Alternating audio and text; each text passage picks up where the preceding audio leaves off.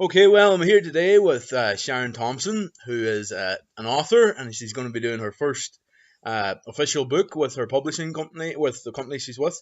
And the book is called The Abandoned. And Sharon, when did you start writing? Well, Kieran, I started writing, I suppose I've always written, but I suppose I started writing in the way that I would show my writing to people about four or 5 years ago. I joined an online writing group called Imagine, Write, Inspire, and it's run by Carmel Harrington. All right. So I started with them, and we we just shared our writing, and we did little challenges for each other and things. It was a private group. Yeah, So that sort of my writing sort of stemmed from there. They like my writing, and they asked for more of it. that's brilliant. Yeah. Yeah, and then I went on then to they insisted that I send them to competitions and to magazines, and some literary magazines then published my short stories. All right. So Yeah. that's kind of Isn't that's where I a got good started. positive step, and then now you've decided to the name of the publishing company is It's Bloodhound Books UK. okay. Yeah. Yeah, they're a leading digital publisher. So they're mostly interested in Kindle and ebook, but they also print paperback on demand. Okay. So yeah, it's exciting. But So it's the online is really the way things are going, though, isn't it? It's kind of it's good. it does seem to be. I mean, it's really, I mean, my whole writing life really has stemmed from online. Mhm. Because really, with my online writing group and then my Twitter, and most of my readers would come from people online. So it's a Okay. Yeah. global audience, I suppose. And it's probably it gives people a better opportunity to put stuff out there too. I find with media as well, with other parts of media, it's a great way to put it out there, isn't it? Yeah, I think it is. And again, like especially when you're starting out in writing or starting out probably in media, you can test the waters and you can see without actually announcing Mm. I'm a writer or I'm a DJ or whatever. Yeah. Yeah. You can kind of test the waters and see if what you're doing is something people want. Exactly, exactly, and I think you're great for it too because you've such a positive outlook on things, and I think that's great, and that really spurs you on to go places with it, Oh, thanks, Karen. Well, you're great. You're great support. Yeah. You're a great support to me. I mean, this is, I suppose, my first radio interview. So, Right, right. about the You're writing. starting So, small. no, I don't mean that. I you don't talk mean to the right people at the right time, Karen. that. We start the way we mean to go That's on. it. Exactly, exactly. So what inspired you to be an author in the first place, Sharon? Well, I suppose, um, whenever you share your writing and then people want to read more of it, you kind of keep going with it. And then I I went to writers' launches, book launches, and things, and I met other writers, and I realized that um, it was something that maybe I could do. So really, it was a step by step process, and it was All right. Yeah. quite slow. Yeah. And there was a good bit of rejection in there, and Okay. worrying whether what I was doing was the right thing. Yeah. I And think that's in every walk of life. You have to deal with the rejection before you can move forward, don't you? well, that's it exactly. So, I mean, it's still kind of hard to say. Like, if people say, "Oh, so what do you do?" It's very hard to say, "Oh, well." Mm. I still stumble over the words "I'm a writer" or "I'm an author," so I don't feel like I'm there yet. I think, Yeah. I think all writers go through that. They kind of have That's it. this. They call it the yeah. It's like a metamorphosis of what you're going to become, isn't it? You have to take it step by step, as you say. And I seen a good video with Will Smith talking about failures, and you have to really be prepared for failures to be able to achieve. That's it. And I suppose this is just it's sort of my debut novel. So The Abandoned is the first sort of toe in the water. The So first of many. hope so, but you never know. So Yeah. yeah, it's so I still find it difficult to say I'm an author. So Right. until it actually Aye. continues, I suppose, Well, it's if you are, you might as well call yourself an author. Well, So it's a nice title to have, so you might as well use it. fill it in on the form or whatever. Yeah, And it makes you feel good about yourself and boosts your kind of the endorphins or whatever they say. But it's good buzz, to have that kind of thing going on in your life.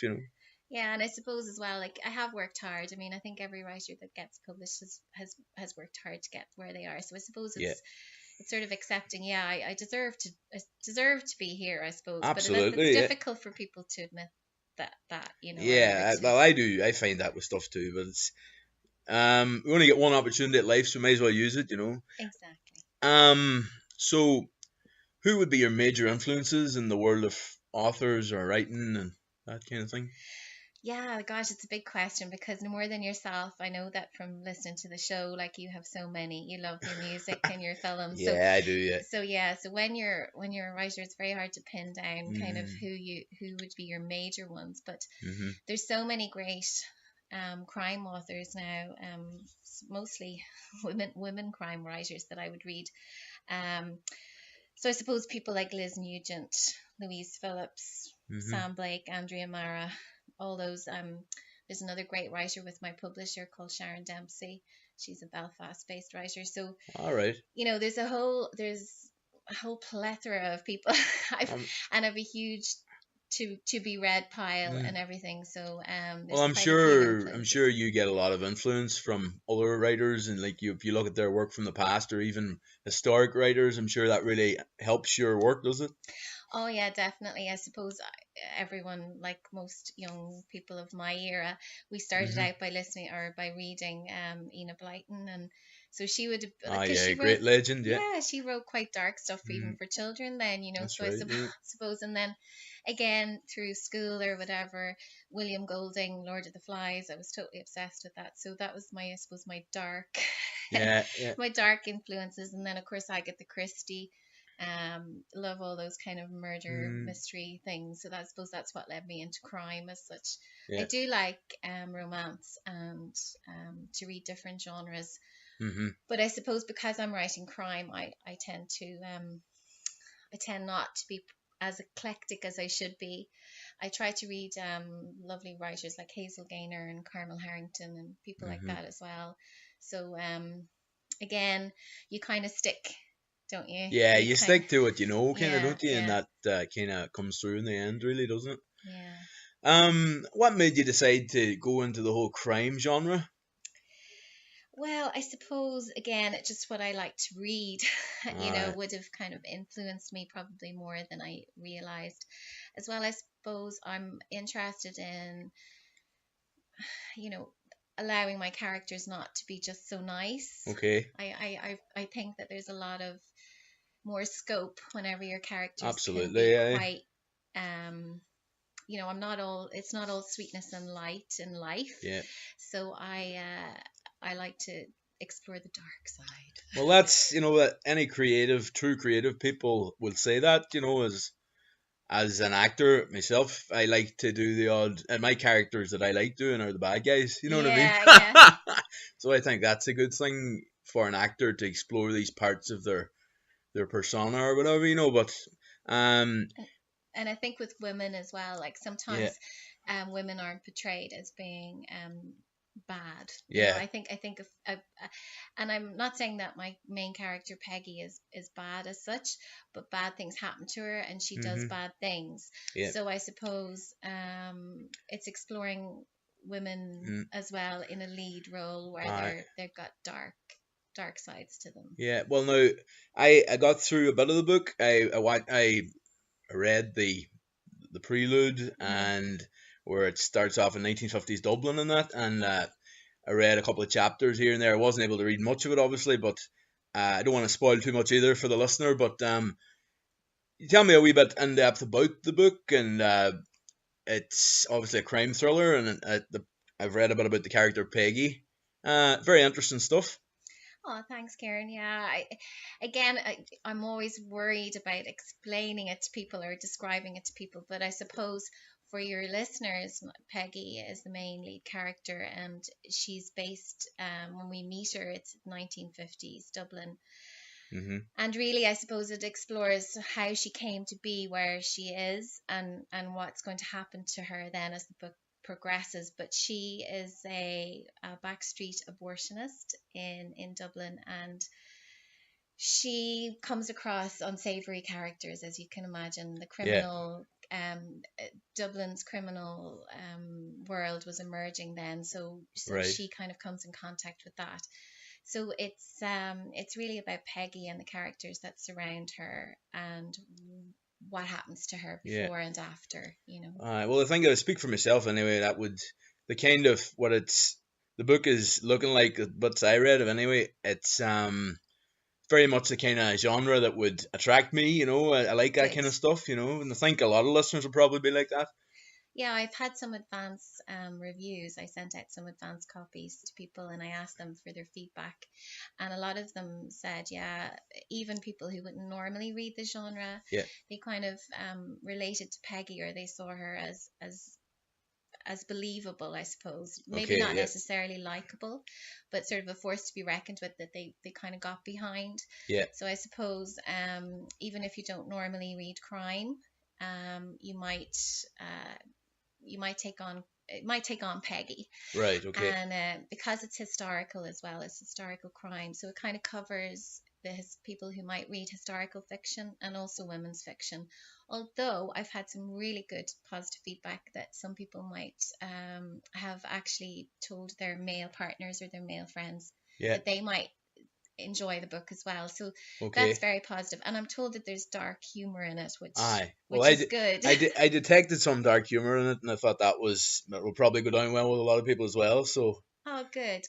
Because when you're writing it again, you kind of are immersed in it, and then you don't really know. You send your book out to the world, and you're waiting to hear what people think, and everyone comes back with something different, which Yeah. is also good.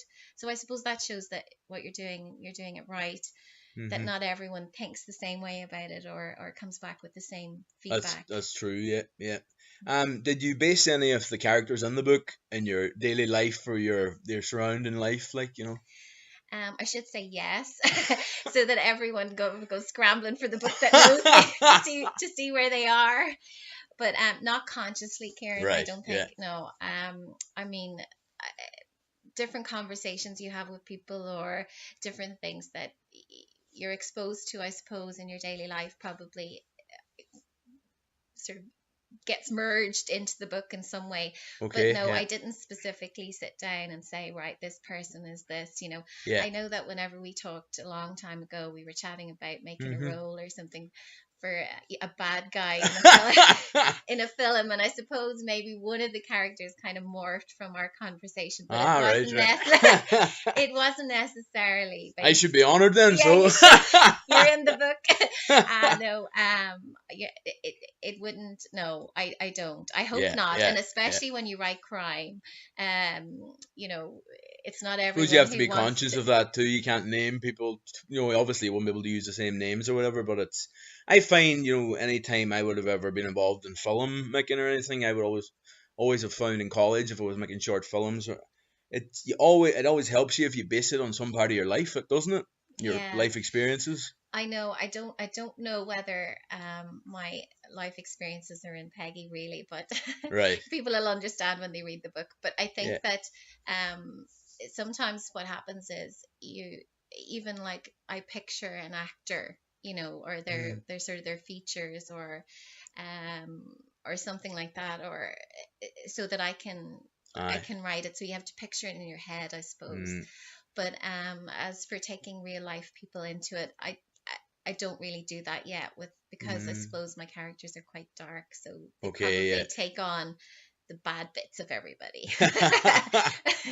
I recall going reading the book of Mice and Men by John Steinbeck back in school for I think it was for the Leaving Cert, and I remember I remember the teacher was reading the different parts of the book and you were trying to listen and picture it, and I remember always having this picture, the character, the big guy character in it.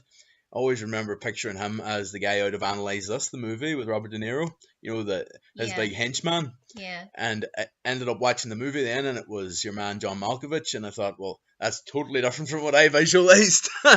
Yeah, I think as a writer as well, like when people feed back to you, they'll pick out different characters that that resonated with them, and one of the subsidiary characters, or is a character called Molly, and she's she's quite vivid to me. Right. And so some of the characters are more vivid than others. And then people came back to me and mentioned, different things about characters. And I thought, oh, yeah, okay, I can see where you're getting that from, Yeah. Yeah. So again, it's trying. And then again, it's letting the reader decide as well. Sometimes I can That's true. worry, Yeah. did I explain that enough? And did I describe that enough? But I suppose it's With hoping books that as the well, reader... you have to be so kind of intricate with the details of clothing and the way the person looks in the book and all, don't you?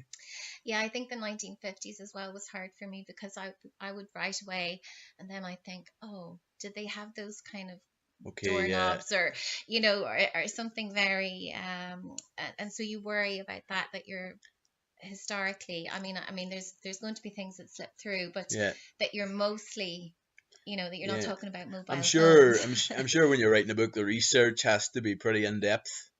Yeah, you try your best, but Mm. they'll again, I'm not a historian, so Yeah. you do the best you can, Exactly. Yeah. and you just try and make sure that you're in keeping with the period as best you can. So Okay. Yeah. that's also another worry. And then I'm a terrible person for sort of skimming and scanning if there's lots of detail in books. Mm. I like to kind of picture it myself. Yeah. So I tend to write maybe a bit scantily on that, so although people have come back and said that it's vivid, so I'm hopeful it is. From what I read of it anyway, it seems very vivid and seems very much, you can really picture it, which is good, doesn't it? That's really good. Yeah, that's what I'm looking for. You would have kind of you were saying before about you might have ideas of it maybe possibly in the future. Maybe it's a good thing. For me anyway, it looks like a good kind of story that could become a movie. Oh, What's your opinions on that? That would be great. Wouldn't that be fabulous? That'd be cool, wouldn't it? Yeah, Yeah. yeah. And for future books that you do, I'm sure you would have that kind of ambition as well, wouldn't you? Oh, I think every writer that would be like the pinnacle, wouldn't it? If your book was accepted for a film or a TV series or something. But I know that I love like TV and film, so that would be the pinnacle for me. Yeah, it would be great. That would be, if only, Kieran, you were gonna have to. Do you know any good producers out there? Well, I know a few locally, but I wouldn't know any of the top echelon of producers like. Oh, but... not yet. We'll get there. So, what would your personal ambitions be as an author, I should say, or would you stay in this genre, or would you go into other genres in the future? Do you think? Oh, I would just love to keep doing this. I do. I love writing and I love all of this, so I'd like to continue or be able to continue to do this, and that maybe other work that I've done is published. Mm-hmm. I do write different things, like I write more fun pieces or quirky pieces for the Donegal Woman website. All right, yeah. So I do that on a Sunday. On Very Sundays, good, people can check me out on donegalwoman.ie. Yeah, hear that, folks? So that's probably more sort of fun, quirky little pieces. So I'd like to continue doing that kind of writing. I'd love to do women's fiction, just general fiction and things. So, but I think what happens is whenever you start whatever sort of grabs a publisher or grabs a reader, you probably stick with that for a while, so I probably stick with crime. All right, yeah. That's interesting, yeah. I think your readers kind of expect that of you then. So because some people read my nice sort of fun stuff and they go, whoa, where did this dark stuff come from, so I think I love to do both. I always say with actors and producers or directors and for writers, it's great to be diverse and to be able to go into different. That's what makes a brilliant author, in my opinion. I'd love to write plays. I'd love to try that. I mean, I've never tried. That sounds interesting too. Yeah. And even poetry, it's something that I don't really do a lot of, but I would quite like to try, and maybe submit some pieces, but it's again, nice, I love short stories, and with short stories you can play around with your genre. So I always like to have a short story to submit. So there's a good few of my short stories on my website. All right, okay. So, SharonTWriter.com. All right, I was just going to say to you, where can we find you online? Yeah, So on you name, Sharon. if you can name Yeah. any online websites you're on, that'd be great. Yeah, I'm on my own website is SharonTWriter.com. Okay. And then I co-founded a writing tweet chat, but readers or anyone can join us. We are on every, well, not every Thursday, but a good few Thursdays in the month All at right. 9 to 10 p.m. It's called Writers Wise, like writers, and then wise, WISE. Ah, cool. Yeah. So we're on Twitter. If they follow my hashtag WritersWise, or my handle is at Sharon T Writer. So All they right. should Cool. find me on all of those Sounds places. good. Yeah. Yeah. And you're enjoying the whole experience of being an author? Enjoying it so far, yeah. I'm a bit worried that no one's going to turn up for my launch. Oh, I'm sure they will. I'll be plugging it well online anyway on the website or the radio station. So Yeah, that would be great, Kieran, because I'm signing copies locally in Farn's newsagent in Moville, and in Carndonagh, in Kenny and Doherty's Super Value out there. very good. And they have a lovely bookshop out there too. So, and there will be some of my books in Sligo in Libra Bookshop on O'Connell Street. Oh yeah. But my launches are next Thursday in Farns in Moville, and next Friday in Carndonagh. Brilliant. In the bookshop in Super Value. So that's the 25th and the 26th. So the 25th is Moville and the 26th is Cairn. Sounds I'm good. not really doing any big speeches or anything. So what times will you be in there? Yeah, I'm going to just be signing. So book signing sort of from 2 to 3 in the afternoon, but I'll probably be there hanging around, looking longingly at the bookshelf and hoping that they're going.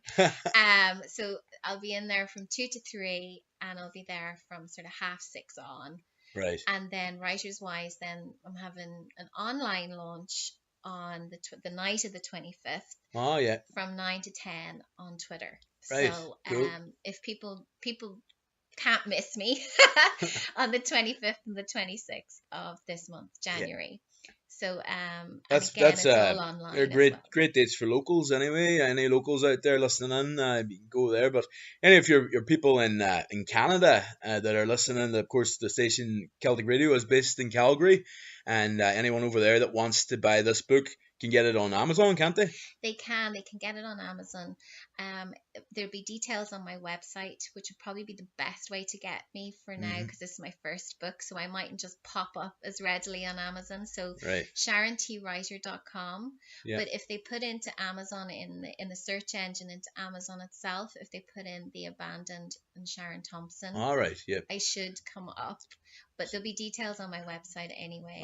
Brilliant, yeah. And no doubt I'll get you to plug me a couple of times. Oh, definitely, definitely. I'll be promoting for you. So it's been great having you on Kyoster Live tonight, Sharon, and thank you very much for coming on the show. I really, really appreciate it, Kieran. It's been a great chat. Thanks a million. And sure, I might be back some other time with definitely good news. And check out The Abandoned, people, and keep listening to Kieran. He's a great man. Thank you, Sharon. Thank you. Cheers. All the best. All the best. Bye.